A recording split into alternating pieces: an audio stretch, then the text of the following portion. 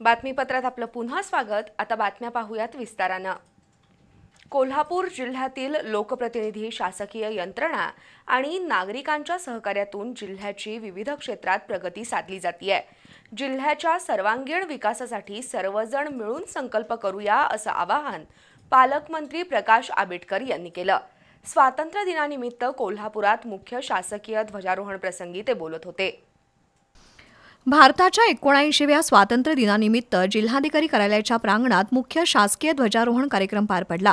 पालकमंत्री प्रकाश आंबेडकर यांच्या हस्ते ध्वजारोहण करण्यात आलं। यावेळी खासदार शाहू महाराज, जिल्हाधिकारी अमोल येडगे, महापालिका आयुक्त के मंजुलक्ष्मी, जिल्हा परिषदेचे मुख्य कार्यकारी अधिकारी कार्तिकेयन एस, जिल्हा पोलीस अधीक्षक योगेश कुमार गुप्ता, ललित गांधी यांच्यासह स्वातंत्र्य सैनिक, त्यांचे कुटुंबीय आणि नागरिक उपस्थित होते।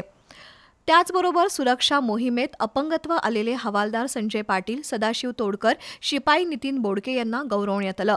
100 दिवसांच्या कार्यालयीन सुधारणांच्या विशेष मोहिमेत उत्कृष्ट कामगिरी बजावलेले तालुका वैद्यकीय अधिकारी डॉक्टर राजेंद्र कुमार शेटे, उपअभियंता महेश कांजर यांच्यासह अन्य अधिकाऱ्यांचा सत्कार करण्यात आला।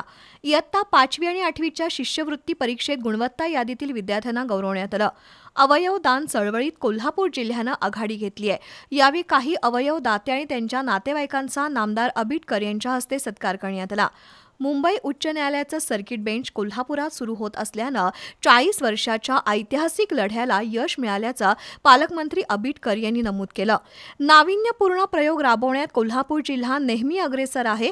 आरोग्य, शिक्षण, कृषी आणि उद्योग क्षेत्रात कोल्हापूर जिल्ह्यानं चांगली कामगिरी केली आहे।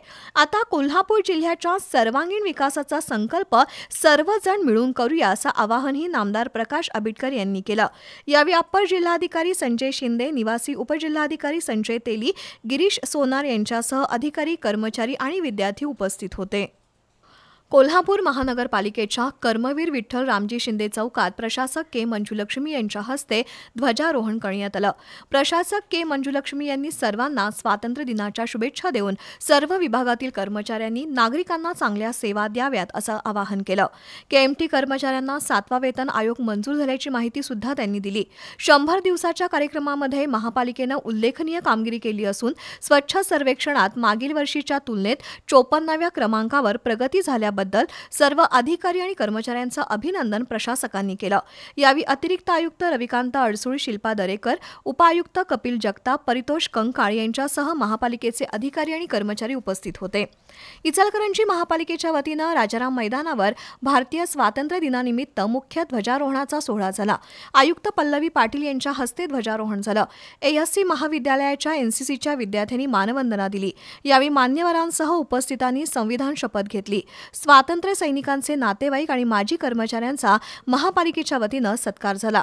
कार्यक्रमाला आमदार राहुल आवाडे, अतिरिक्त उपायुक्त सुषमा शिंदे, उपायुक्त नंदू परळकर, अशोक कुंभार यांच्यासह सागर चाळके, प्रकाश मोरबाळे, अशोक जाधव, संतोष शेळके, पुंडलिकराव जाधव यांच्यासह महापालिकेचे अधिकारी, कर्मचारी, स्वातंत्र्य सैनिकांचे नातेवाईक, नागरिक मोठ्या संख्येने उपस्थित होते।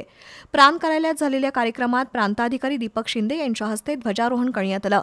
यावेळी शिवाजीनगरच्या पोलीस पथकानं मानवंदना दिली तर सरस्वती हायस्कूलच्या विद्यार्थ्यांनी महाराष्ट्र गीत सादर केलं। कार्यक्रमाला आमदार राहुल आवाडे, माजी आमदार सुरेश हाळवणकर, अप्पर तहसीलदार संपत खिलारी, नायब तहसीलदार संजय काटकर, पोलीस उपाधीक्षक विक्रांत गायकवाड, शिवाजीनगरचे निरीक्षक दिलीप पवार, वस्त्रोद्योग महासंघाचे अध्यक्ष अशोक स्वामी, माजी उपनगराध्यक्ष तानाजी पवार, अनिल डाळ्या यांच्यासह स्वातंत्र्य सैनिकांचे नातेवाईक, महसूल विभागातील अधिकारी, कर्मचारी उपस्थित होते।